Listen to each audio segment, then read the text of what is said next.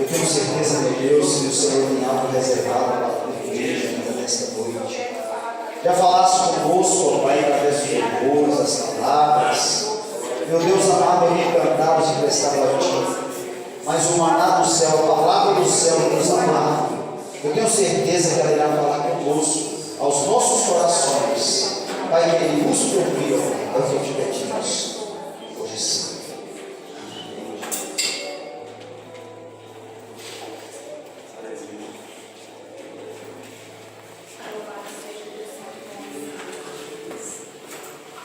Queridos, recebam a paz do Senhor. Eu gostaria de fazer um pedido, antes de convidar a abrir suas Bíblias. Gostaria de convidar todos vocês a sentar um pouco mais aqui na frente, todo mundo junto em comunhão, todo mundo juntinho, vai ser uma bênção. Em nome de Jesus. Glória a Deus. Aleluia, Jesus. Deus é tremendo, aleluia. Glórias a Deus. Jesus, aleluia. Deus é maravilhoso. É do saber de quem já está aqui há mais tempo que eu era membro daqui, nasci nessa igreja e, meu Deus do céu, para mim é motivo de vitória servir neste altar. É uma alegria indescritível, inefável, não dou conta de descrever com palavras, a emoção, minhas pernas estão bambas da alegria que eu estou de subir nesse altar. Na hora que eu ia subindo aqui, me trouxe na minha memória a primeira vez que eu preguei, eu tinha 8 anos de idade, foi exatamente neste lugar. E tudo que começa errado está tendencioso a terminar errado, mas tudo que começa certo está tendencioso a terminar certo em nome de Jesus. Começamos certo, começamos nossa vida certa, começamos nosso ano certo, vamos terminar nosso ano certo pela honra e pela glória do Senhor Jesus Cristo. Abra sua Bíblia, se assim é possível. Se você não tem nenhuma, chegue no irmão do lado. E nós vamos voar juntos aqui nesta noite. Aleluia. No livro de 2 Reis. 2 Reis, capítulo de número 4. 2 Reis, capítulo de número 4. Eu trago aqui também um abraço do meu pastor Gesiel, da Igreja Evangélica do Senhor, a nossa força aqui da esquina do Balão da Fátima Ponto. Pastor que me liberou a estar aqui nessa noite e serve como um guia para mim, pois ele me mostrou que relacionamento com Deus não é religião, e sim é igual eu falei, é relacionamento. Eu e ele, todo dia a dia, eu e ele, na alegria e na tristeza está eu com Deus, na tristeza e na derrota está eu com Deus, na vitória e na bonança está eu com Deus. E aleluia. Segundo livro dos Reis, capítulo de número 4, quem achou, diga vaso. Quem achou, diga vaso. Amém. Diz assim no versículo 2: E Eliseu lhe disse: Que te hei eu de fazer? Declara-me o que tens em casa. Vou repetir. Declara-me que é o que tens em casa. E ela disse: A tua serva não tem nada em casa, senão uma botija de azeite. Glória a Deus. Pode tomar o seu assento dando glórias ao nome de Jesus. Aleluia, Senhor Deus. Queridos, o texto que nós agora acabamos de ler, ele é pertencente a uma coletânea de histórias dos reis e profetas de Israel. E embora sejam livros separados em nossa Bíblia, 1 Reis e 2 Reis, originalmente ele foi escrito como um único livro que conta uma história como um todo unificado. História essa que começa no livro de Samuel, 2 Samuel, capítulo 7, começa a história de Reis, que vem antes deste. Então, para começar a história, e o que eu quero propor aqui nesta noite, eu vou dar para preparar um terreno, preparar uma base. O rei Davi, é do conhecimento de todos dele, unificou todas as 12 tribos de Israel em um reino, e começou ali um império. E Deus prometeu que da linhagem dele viria um rei messiânico, que estabeleceria o reino de Deus sobre as nações, e cumpriria as promessas feitas a Abraão. rei messiânico este que posteriormente nós vamos o conhecer por juiz, advogado, cordeiro, leão, o alfa, o ômega, o princípio, o fim, o servo e o Senhor, o santo redentor, o pão da vida, a luz do mundo, a porta das ovelhas, o bom pastor, a videira verdadeira, o caminho, a verdade e a vida, e o seu nome é Cristo Jesus. Glória a Deus. Aleluia, Jesus.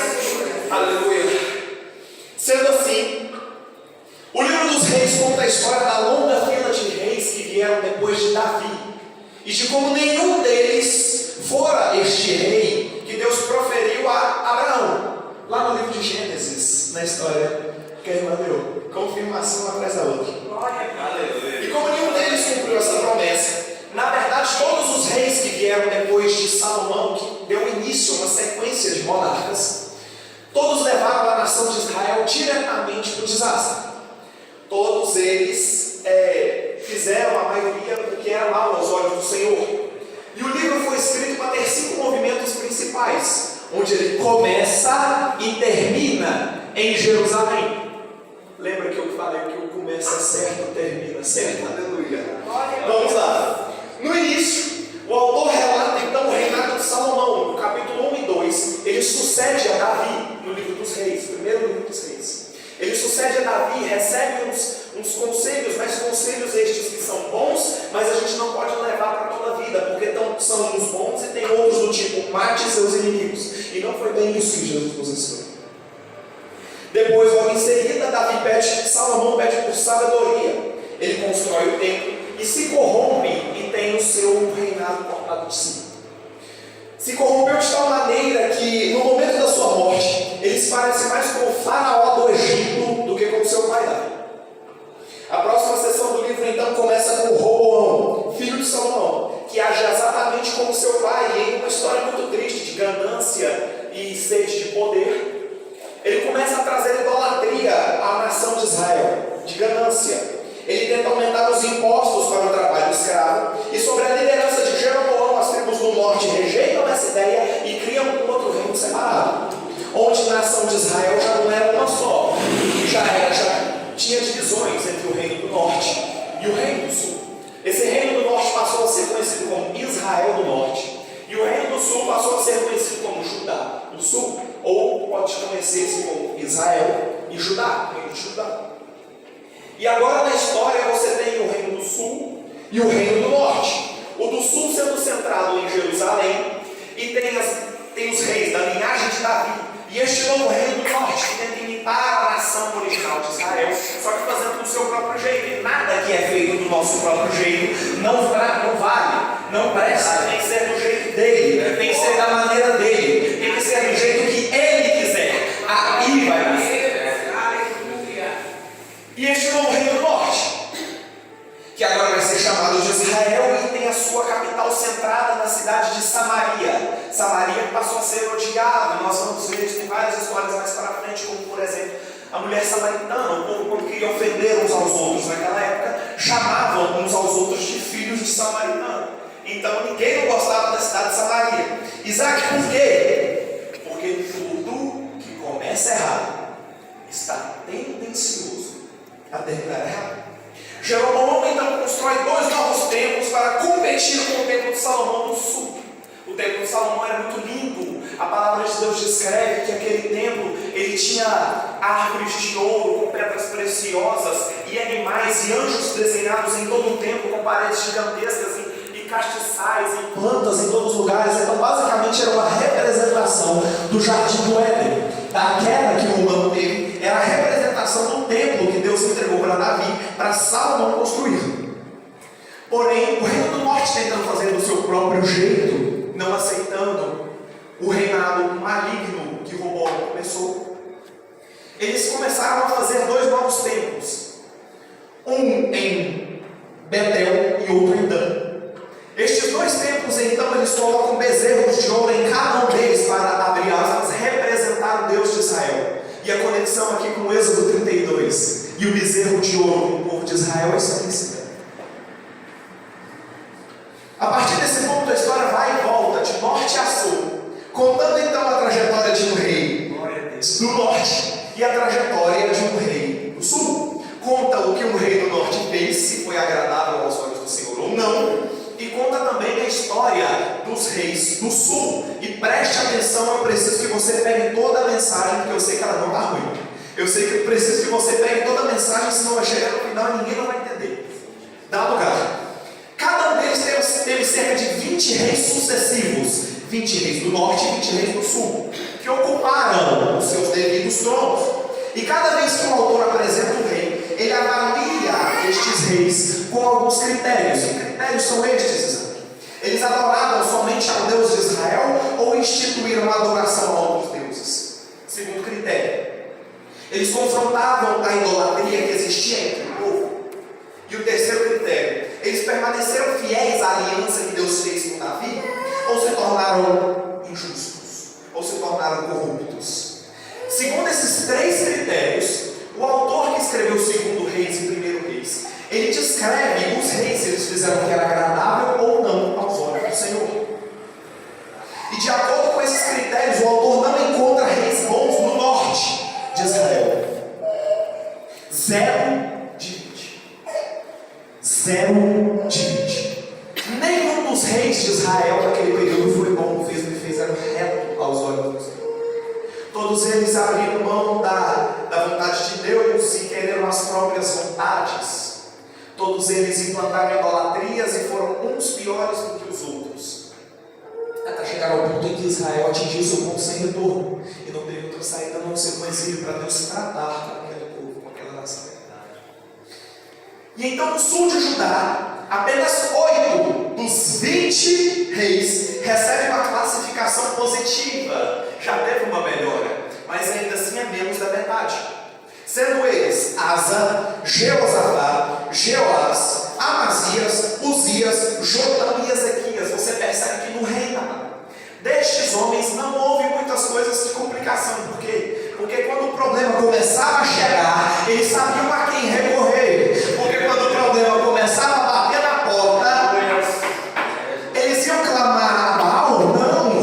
Eles iam clamar aquele Deus lá do templo de Dagon. Eles iam clamar a Dagon? Não iam. Eles iam clamar a quem? Eles iam dobrar o joelho no chão e clamar quem pode resolver o teu problema. E então, destes 8 reis, começa ali a esperança de Israel. Pois você vê que nesse período não foi necessário introduzir, que é aliás que eu vou falar agora, um papel muito importante do livro dos reis, que é introduzir a função dos profetas, que é mostrar as figuras-chave na história de Israel. Assim na Bíblia, os profetas não eram e nunca foram cartomantes, nem videntes, nem algo do tipo. Eles eram homens, eram e são homens que falam em nome de Deus, homens que exercem uma função de vigilantes da aliança, homens que clamam tanto a nós, tanto clamavam a Israel pela idolatria, pela injustiça, e que eles faziam entre os reis, entre os nobres e entre o povo. Clamavam a todo mundo, não tinham medo de nada nem ninguém, pois eu sei que nos braços de quem me chamou estou guardado. E eles não tinham medo de falar a verdade, independente do que acontecesse. Veja, por exemplo, João Batista. João Batista falou a verdade contra Herodes, que não era lícito ele casar com nenhum irmão. O que aconteceu com ele?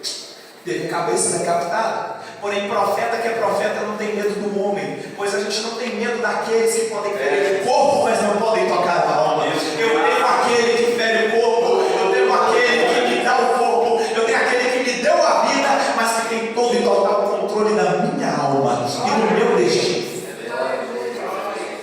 Então eles estavam constantemente lembrando Israel do seu chamado para obedecerem aos mandamentos da Torá, que é o Pentateuco, para caso alguém não sabe, e serem uma luz entre as nações. Eles lembravam Israel do seu chamado. Ei, você não pode fazer isso não, você foi chamado por Deus para estar aqui, você não deveria estar aqui, você tem que estar aqui, na presença dele. Se você estiver aqui vai dar certo, se ele não estiver aqui não vai dar. Tem que ser do jeito dele, na hora dele, na maneira dele. Então nessas sessões centrais de cada livro, nas sessões centrais de cada rei, Deus então levanta os profetas segundo a necessidade da obra. Você nunca vai ser levantado segundo as suas próprias vontades. Você não vai ser levantado como levita na casa do Senhor porque você canta bem. Você não vai ser levantado como pregador na casa do Senhor porque você fala bem, porque você tem uma boa eloquência. Você não vai ser levantado na casa do Senhor por estes motivos, ou por sua boa e livre vontade. Você vai ser levantado, se você querer ou não, pela influência de Deus, pela necessidade que a obra tiver. Se a obra tiver necessidade de alguém para servir água, você vai estar lá louvando e glorificando a Deus para servir água.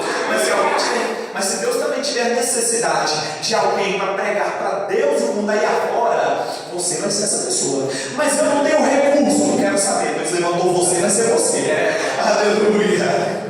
Efésios capítulo 4, versículo 11.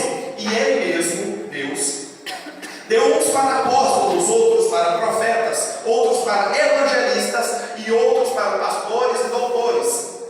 Então Deus levantou aqueles profetas naquele período entre os reis para fazer tudo aquilo que eu acabei de falar para vocês, para responsabilizá-los. E os profetas mais proeminentes desse período de primeira e segunda reis, nós o conhecemos como Elias e o seu discípulo Eliseu.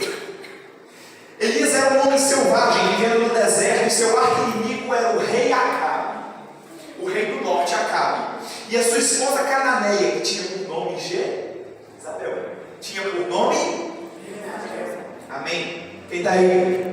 Amém. Glória a Deus. Juntos estes dois constituíram, determinaram sobre a nação de Israel a adoração do Deus cananeu Baal. Eles trouxeram aquilo para a nação de Israel. Onde, numa história famosa, todo mundo conhece, Elias sozinho desafiou 450 profetas de Baal e venceu eles, mas não da forma convencional, porque ele falou o seguinte, para ver qual Deus era real, qual Deus respondia com fogo. Então os dois construíram altares, mas somente o Deus vivo, oh meu Deus do céu, somente o Deus de fogo, somente o Deus eterno, o Deus que não desampara aquele que o serve. Este sim respondeu com fogo aquela tarde e pode nos responder com fogo aqui também esta noite. Jesus, eu estou sentindo graça aqui. E depois de alguns feitos e acontecidos, Elias finalmente passa o manto da sua liderança profética para Eliseu, para seu jovem discípulo, que pede por 2 vezes a autoridade e a unção de Elias. O que é fascinante neste livro é que, se você for pegar para estudar, o autor relata 7 feitos miraculosos de Elias. Mas como Eliseu pediu a porção dobrada? O autor, da mesma maneira que relatou 7 feitos de Elias, ele também relata 14 feitos e obras de poder de Eliseu. Estando eles listados do capítulo 3 ao 8, sendo eles... A igreja está aí, pode me ajudar? Se pode me ajudar, diga um amém. Amém. Então eu falo o primeiro e você diz 1. Eu falo o segundo e você diz 2. Então vamos lá. Abriu o Rio Jordão. Sarou as águas de Jericó. O filho da Sunamita. Ressuscitou o menino. Tirou a morte da panela. A multiplicação dos pães. Curou Naamã da lepra. Colocou lepra em Geazi. Fez um machado flutuar. Deu visão a Geazi. Cegou os sírios. Tornou a devolver-lhes a visão. Depois de morto, ressuscitou o defunto e aumentou o azeite da viúva. E é sobre este. Glória a Deus. E é acerca deste que eu falei por último, que eu gostaria de pregar a noiva do Cordeiro. Uma palavra que Deus, nestes dias, colocou no meu coração, onde eu estava preocupado acerca do tema em trazer aqui, e Deus falou para mim: não preocupes, pois quem vai falar não é você, é eu que vou falar em tua boca. A palavra de Deus me ensinou um negócio, falando: abre bem a tua boca e eu a encherei. Aleluia. Então eu confiei nele, chamei minha mamãe e falei assim: mamãe, agora o que eu faço? Meu Deus, tem piedade de mim. Eu e ela, num ato de fé, dobramos o joelho e começamos a orar. E ali naquele período eu não estava nem lembrando de domingo à noite, que seria hoje. E ali nós começamos a orar, e até teve um momento que eu fui guiado pelo Espírito Santo e orei assim: Senhor Jesus, se o que nos levou a estar aqui é o azeite que ainda queima aqui dentro, Pai, ainda tem um pouquinho de azeite, queima de novo, Jesus. Eu não estou falando só pela minha vida, queima de novo, Jesus, a igreja, queima de novo, Jesus, a tua casa, queima de novo, Jesus, queima de novo, Jesus. E então o Cordeiro de Deus colocou no meu coração uma mensagem acerca do tema vasos vazios. Você pode interagir com o irmão que estiver mais próximo de você e dizer vasos vazios. Diga vasos vazios. Aleluia. O texto sagrado, então, agora eu vou entrar no texto que nós acabamos de ler. O texto sagrado ele não cita nomes. O texto sagrado não cita o nome da mulher. Ele não cita o nome dos filhos, nem do marido, nem muito menos dos credores. O único nome que ele cita neste texto é o nome de Eliseu. Isaac, por quê? Porque esse texto, desde pequeno eu ouvi mensagens acerca dele, mas todo mundo que trazia uma mensagem, igual Paulo mesmo falou, para que renovar o vosso entendimento. Você não renove a palavra é a mesma desde a fundação, porque renova é o meu entendimento sobre ela. E o que eu vi e ouvi desde criança acerca dessa passagem sempre mudou, sempre, nunca foi uma palavra repetida. E eu estava pensando: Senhor Deus, eu não quero pegar a unção de ninguém. Senhor Deus, eu não quero repetir palavras de ninguém. Senhor Jesus, eu não quero levar a palavra de qualquer jeito. Senhor Jesus, eu não quero levar a palavra com displicência. Eu quero levar a palavra com diligência para a noiva do Cordeiro, porque aqui tem pessoa que vai ser salva, aqui tem salvo, e se aqui tem pelo menos dois que vai ser salvo, eu sou o primeiro. Cadê o segundo? Eita! Oh, glória a Deus! Este texto pode ser aplicado em nossas vidas de diversas maneiras e ser interpretado, como eu falei, de várias e várias maneiras. Se eu for entregar esse tema para o pastor Gilberto, ele vai me dar uma palavra. Se eu for entregar para o Lucas, ele vai me dar uma palavra. Se eu for entregar para o irmão Francisco, ele vai me dar uma palavra, e assim tudo consequente. E Deus me deu a saber, desde contexto, que ele pode ser entendido também como uma analogia. O que é uma analogia, Isaac? Analogia é você comparar uma coisa com outra, que se você for ver sem sentido, não vai ter muita lógica. Mas você precisa ter fé para aplicar. E aqui eu quero entrar.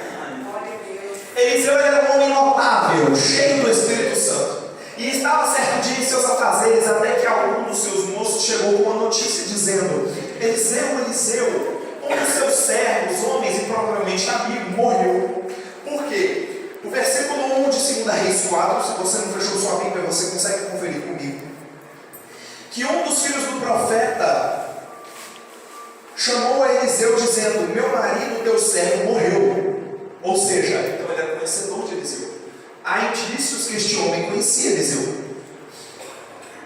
Este homem possuía uma esposa e 2 filhos.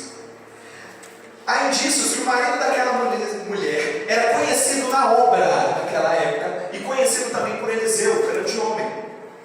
Então, indo visitá-la, Eliseu, vendo ela naquela situação, perguntou: meu Deus do céu, o que é que eu posso fazer por você? O que é que eu posso fazer por ti? Então, logo sendo guiado pelo Espírito Santo, ele disse a ela: declara-me o que é que tens em casa. Repita, por favor, apóstolo: declara-me o que é que tens em casa. Eu quero que você guarde isso no teu coração. E eu te guio esta pergunta: o que é que tens em casa? Larga de ser carnal, pensa na sua casa aqui. O que é que tens em casa?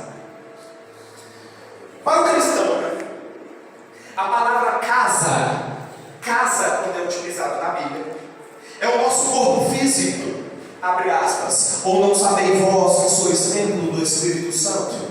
1 Coríntios 13:16.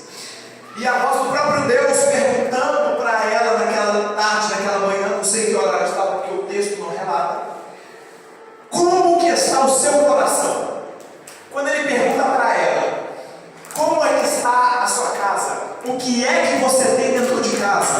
O que é que está passando na sua casa? É a voz do próprio Deus ressoando dentro da alma dela, perguntando: como é que está o seu coração?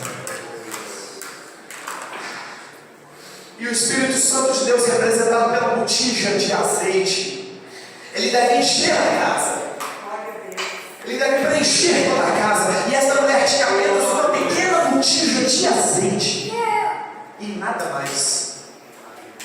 A esperança já estava acabando.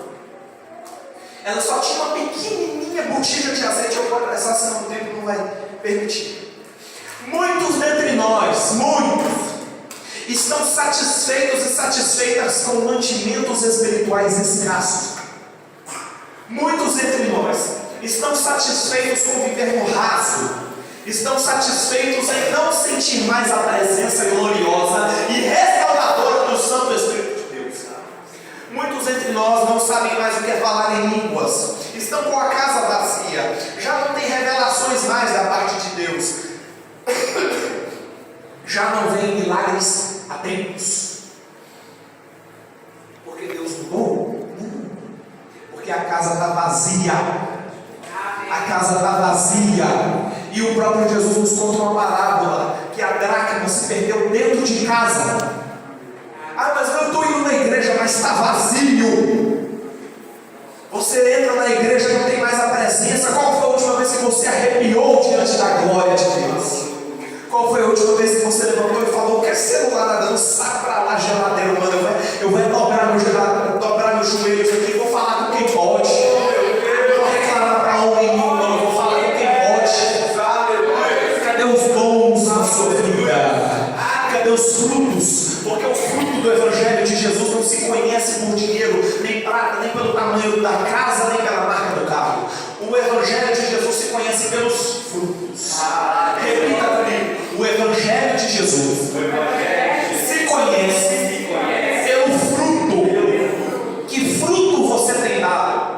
Que fruto você tem dado onde lugar que você passa? Ou você tem sido vazio? Porque a botija cheia deixa rastro. Meu Deus do céu, meu Deus, varão me guarda, Senhor.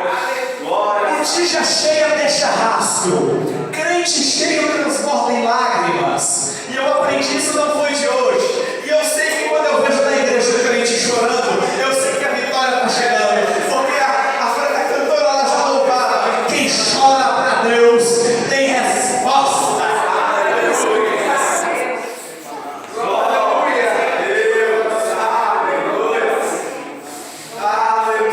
Eu te pergunto: o que é que tens na sua casa?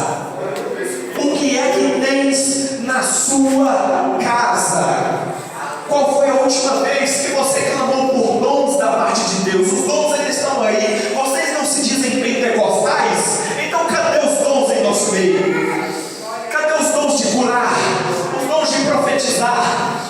Minha mãe me contava que quando ela se converteu, um começava a contar uma profecia e logo em seguida o outro já falava: peraí, vamos parar que aqui eu termino. Cadê a unção de ousadia? A unção de conquista? A unção que não tem medo? Se diz profeta, mas tem medo. Se diz profeta, mas tem medo do homem. Se diz profeta, mas tem medo para quem estuda numa ocorrência. Se diz profeta, mas tem medo de falar no altar aquilo que Deus mandou você falar. Deus tremendo, aleluia. E o azeite? Na época da Bíblia, o azeite servia. Eu separei aqui 5 coisas que na época da Bíblia servia. Se o tempo assim me permitir, o pastor permitiu, eu gostaria. Primeiro motivo que o azeite servia na Bíblia: alimentar as lamparinas. Se desprenda de toda a carnalidade e entenda a profundidade disso. Alimentar as lamparinas. Hoje em dia nós temos a energia elétrica. A CEMIG fornece para a gente energias, fiações que passam por entre essas paredes. E ao acionar o interruptor, nós temos luz. Porém, naquela época, eu não sei quem é que vai pegar, mas de noite você precisava de uma lamparina.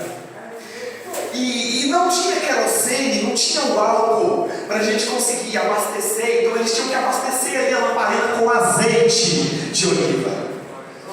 E hoje em dia é tão ruim, né, ficar em casa quando a energia do bairro, da nossa rua acaba e não tem luz ali. Agora imagina naquela época, tudo breu. Você que não tem vela em casa, ou no meu caso, quando a energia acaba, você fica no breu. Você fica sem saber o que fazer. Porque está de noite, está no escuro, não tem nada para fazer, você não estava preparado naquele momento. E ali do nada a energia acaba. Hoje em dia. Mas e naquela época? Imagina como era ruim naquele tempo o perigo de estar à noite sem azeite. Porque o azeite que ligava a lamparina para ter fogo, para ter luz. Imagina o perigo de estar à noite sem uma lamparina. Mas quando a noite vem, eu não sei quem é que vai pegar. Mas quando a noite vem, quem tem azeite está protegido. Quem tem azeite está protegido. Quem tem azeite está protegido. Quem tem azeite está protegido em nome de Jesus. Quem tem azeite está seguro. Ainda que a noite venha, quem tem azeite está seguro. Que ainda que a dificuldade venha, quem tem azeite está seguro nos braços daquele que nunca nos deixou. Aleluia. O azeite então era o que garantia a segurança da noite. Quando à noite a dificuldade batia, quem tinha azeite estava guardado. E o azeite é caro, e era mais caro ainda. Mas hoje nós temos acesso, livre acesso para nos encher de azeite. Porém, eu sempre uso uma analogia que faz sentido, que é: você chega no posto de gasolina. Quem aqui tem um veículo, carro, moto, qualquer coisa? Quem tem? Quando o senhor chega no posto de gasolina, o que demora mais? Botar R$10 de gasolina ou encher o tanque? Encher o tanque demora mais. Cadê os carros de tanque cheio? Cadê? Você chega no posto, você dobra seu joelho, fica lá 5 minutos e quer sair de tanque cheio? Meu Deus do céu. Não dá tempo de encher o tanque só com 5 minutos de oração. Não dá tempo de encher de azeite o vaso se você não der prazo para o azeite cair. Não dá prazo para a glória descer se você nem mesmo mandar a glória subir. Não dá prazo. Gasta tempo com Deus. E igual o irmão falou, na hora da dificuldade, na hora que você tiver complicações na sua saúde, seja lá o que acontecer, porque a gente não sabe nem o amanhã nem o porvir, mas eu não me preocupo com isso, pois sei que seguro estou. Quando este dia chegar, Deus vai falar: eu lembro de você. No dia que nós não estivermos mais aqui, Ele vai dizer: bendito é o filho do meu Pai. Vem para o reino que está preparado para você. Venha, porque de ti eu conheço. Mas os para que eles não conhecem? Mas e para aquele que Ele diz ser filho, mas não conhece? Apartai-vos de mim. Conheça Deus. Conheça Deus. É necessário. O salmista no Salmo 63 sempre diz: ó Deus, Tu és o meu Deus, de madrugada te buscarei. A minha alma tem sede de Ti, a minha carne te deseja muito, como em uma terra seca e cansada, onde não há água. É necessário isso, irmãos, dizemos sempre: eu quero Deus, eu quero azeite cheio, eu quero óleo. Eu não aceito ser vazio. Eu não aceito. Segunda coisa, não tinha tanta água assim. Naquela época não tinha tanta água potável igual temos hoje, porque hoje nós temos a Copasa, que é o serviço de saneamento, nós temos água potável para tomar toda hora que quisermos.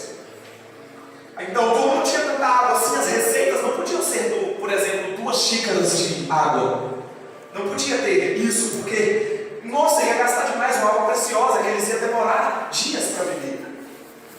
Não podia ser assim. Então, a receita do pão nosso de cada dia, como era feita? Era com farinha de trigo, com um pouquinho de água, açúcar, um pouquinho de açúcar e azeite.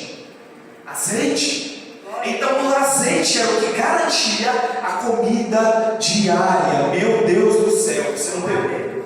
O O azeite é o que garante a comida diária. Isaac, me prove, tá bom? Vai lá. Glória a Deus. 1 Reis, capítulo 17, do 8 ao 24. Lembremos então da viúva de Sarepta, que ela diz: tem um pouco de azeite e farinha. Eu vou fazer um pão para mim, um pão para o menino, e logo então nós vamos morrer. Meu Deus. Para uma terceira coisa, se você se machucasse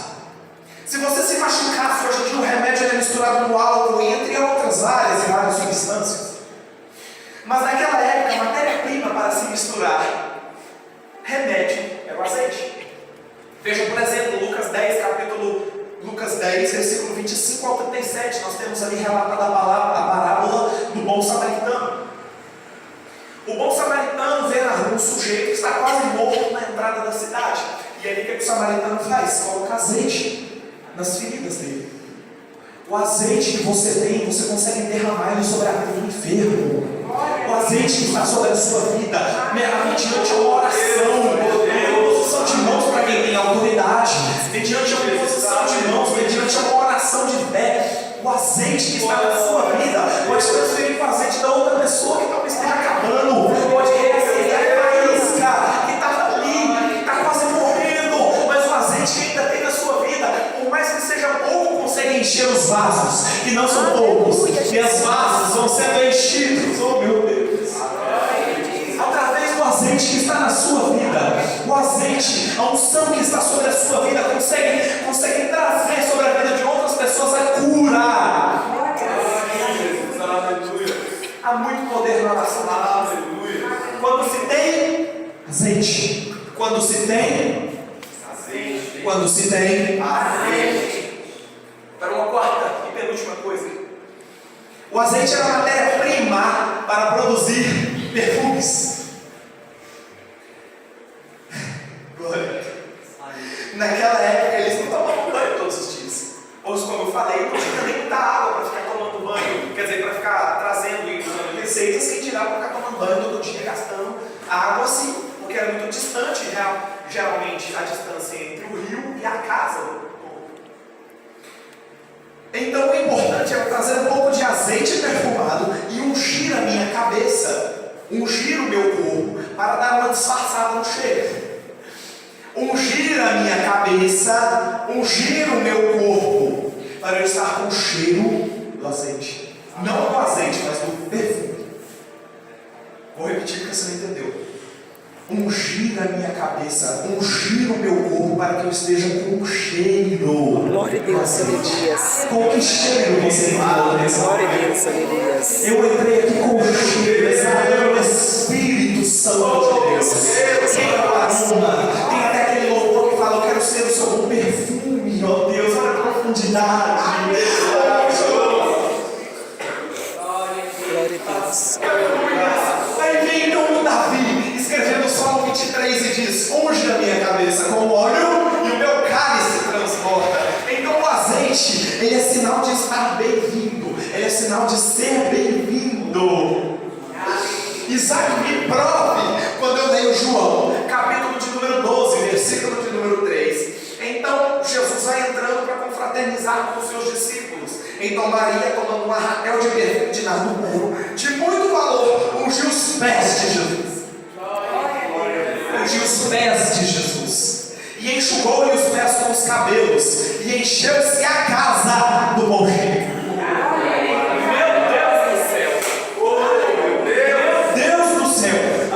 Antigamente eles tinham um costume, eu vou ser bem breve, porque eu já estou quase encerrando. Eles tinham um costume de fazer o seguinte: os profetas, eles beijavam o rosto de quem eles tinham mais respeito.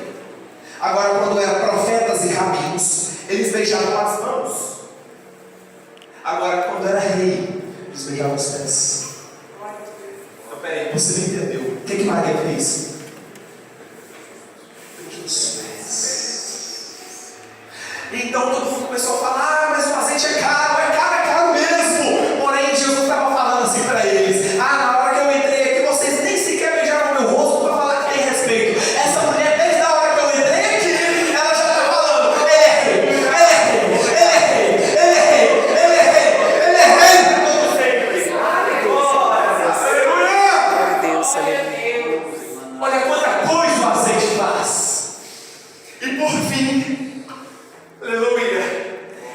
é o símbolo do Espírito Santo. Glória a Deus, aleluia.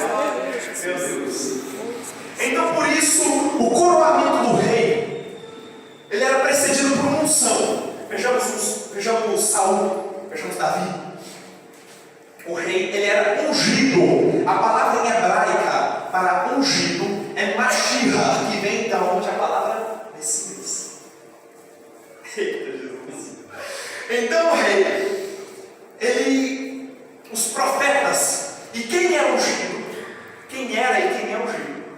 Eles tinham por incumbência, por insolência, de ser um protótipo do futuro Messias. O caráter do futuro Messias eles tinham que ter. Eles tinham que ter uma vida que apontava para o futuro Messias. Você que é ungido, cadê o caráter do Cristo em você? Você que é ungido, você precisa ser caráter. Você precisa carregar Cristo por onde você for. O significado da palavra ungido é Mashiach. E Mashiach vem de Messias. E Messias é o Cristo. Messias em grego significa Christos. Por isso, Jesus Cristo, Jesus o Messias, Jesus ungido. Olha que profundo o significado da unção. Muito mais profundo do que simplesmente pegar um olhinho e derramar a bolinha na cabeça. Ser ungido é ser representante na terra do próprio Cristo que está nos céus. Ser ungido ao pastor é ser ungido como bom pastor também, e ser reflexo, tentar ser reflexo daquele que um dia foi pastor aqui na terra. Você deve carregar as marcas do sangue para onde for o sendo ungido ou não sendo ungido, querendo o cargo ou não querendo o cargo, você deve carregar. John Lennon já falava, todo crente tem que estar disposto a duas coisas: ao morrer e ao pregar. Aleluia. Coloque-se de pé, por favor. Cristo esse que quando veio habitar entre nós, se fez carne entre nós, ele entregou sua vida para te salvar, para me salvar, e para enviar dos céus o Consolador que veio como fogo, incendiou a casa. Oh, aleluia. Para finalizar, Atos capítulo de número 1, ficai em Jerusalém, até que do alto, então peraí, ficai em Jerusalém, até que do alto sejais revestidos de poder. Glória a Deus, aleluia. Ficai em Glória a Deus, Jerusalém. Onde a história começou? Onde a história vai terminar? Meu Deus do céu, aleluia, você não pegou. Onde a história começou? Jerusalém. Onde a história vai terminar? Ei, meu Deus do céu. Ficai em Jerusalém, até que do alto sejais revestidos de poder. 500 pessoas viram o Cristo ressuscitado, mas somente 120 fiéis estavam orando no cenáculo os 3 dias de oração. E por que eu falei tanto de azeite aqui? O fogo só pega.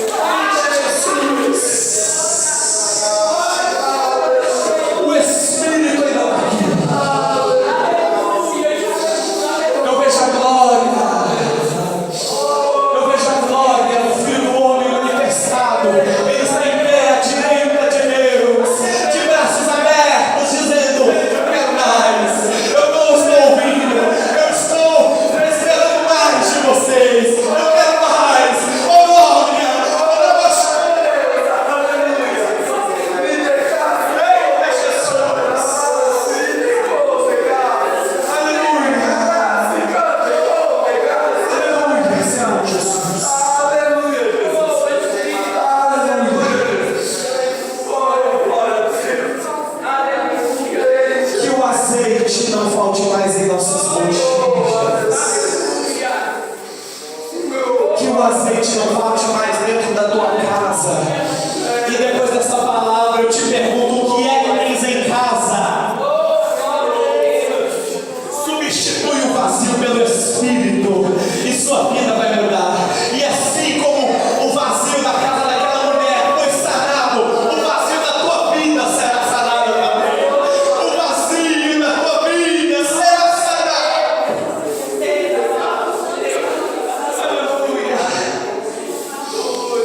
Glória a Deus.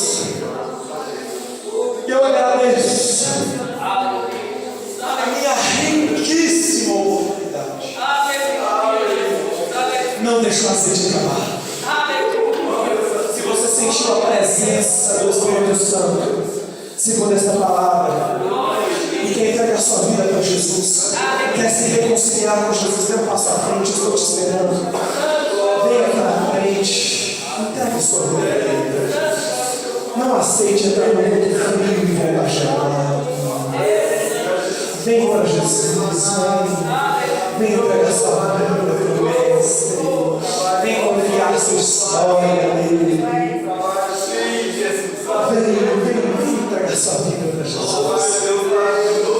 Você que precisa de um milagre, você que precisa de algo que aos homens é impossível, você que precisa de uma cura, dê um passo à frente, vem cá. Nós vamos orar por você.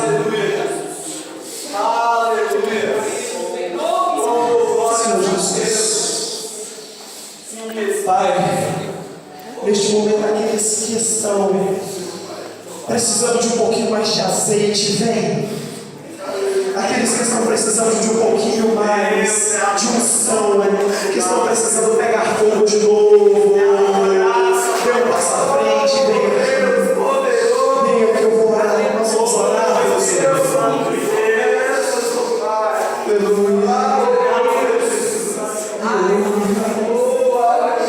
Feche seus olhos, sinta a presença do Rei dos Reis aqui neste lugar.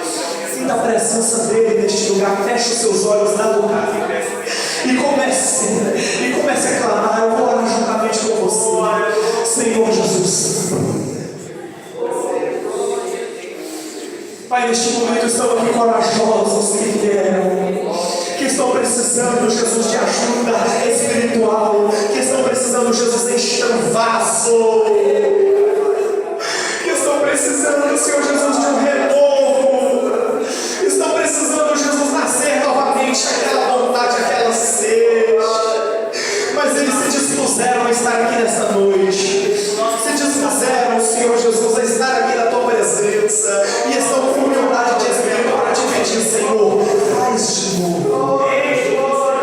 Senhor Jesus, nesta noite eu te peço, pela vida do casal, Senhor Jesus, que antes de casar clamava a Deus dizendo: Senhor, nos dá força, a gente não pode fazer isso agora, vamos esperar casar.